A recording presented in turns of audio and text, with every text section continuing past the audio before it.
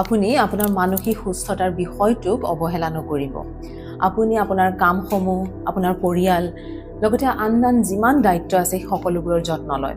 কিন্তু শেষৰবাৰৰ বাবে কেতিয়া বাৰু আপুনি নিজকে সুধি চাইছে যে আপুনি কেনেধৰণে অনুভৱ কৰি আছে? অনুভূতিবোৰ প্ৰকাশ নকৰা মানেই এইটো নুবুজায় যে অনুভূতিবোৰ নোহোৱা হৈ গ'ল। ছাপ্ৰেছ ইমোশ্যনৰ পৰা আমাৰ বিভিন্ন ধৰণৰ শৰীৰত ৰোগে দেখা দিয়ে। ইমোশ্যনছবোৰ ছাপ্ৰেছ কৰাৰ কথাটো এনেকুৱা হয় যে ঘৰৰ জাবৰ জোঁথৰবোৰ সাৰি মেলি আপুনি এখন কাৰ্পেটৰ তলত সুমুৱাই থৈছে। বাহিৰৰ পৰা দেখিবলৈতো গোটেইখিনি চফা লাগিছে, কিন্তু কিছুদিনৰ পিছত তাৰ পৰা গোন্ধ ওলাবলৈ লয়। ঠিক একেধৰণে আমাৰ ছাপ্ৰেছ ইমোশ্যনছবোৰৰ কাৰণে আমাৰ শৰীৰত বিভিন্ন ধৰণৰ ৰোগে দেখা দিয়ে। ইয়াৰ ফলত আচলতে আপুনি সেই মানসিক চাপৰ অনুভৱ কৰে, আপুনি এংজাইটিৰ অনুভৱ কৰে, আপুনি ক্লান্ত হৈ পৰে আৰু আপুনি অসন্তুষ্টিৰ অনুভৱ কৰে।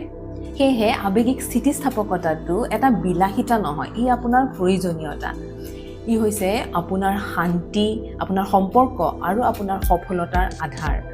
আপুনি এৱেৰ হ'বলৈ লওক আপোনাৰ অনুভূতিবোৰ কেনেকুৱা হৈ আছে, দিনটোত আপুনি বেছি সময় কেনেকৈ অনুভৱ কৰে। সেইখিনিক জানি সেইখিনিক প্ৰচেছ কৰাৰ খুব সহজ মই দুটা পদ্ধতি শিকাই থাকোঁ। সেইটোৱে হৈছে হো'অপ'ন'প'ন' আৰু লগতে EFT, ইমোশ্যনেল ফ্ৰীডম টেকনিক। আৰু ইয়াৰ বিষয়ে আপুনিও জানিবলৈ শিকিবলৈ বিচাৰিলে মোৰ বিভিন্ন ধৰণৰ ছেশ্যনছ হৈ থাকে, তাত আপুনি জইন কৰিব পাৰিব। Thank you so' much.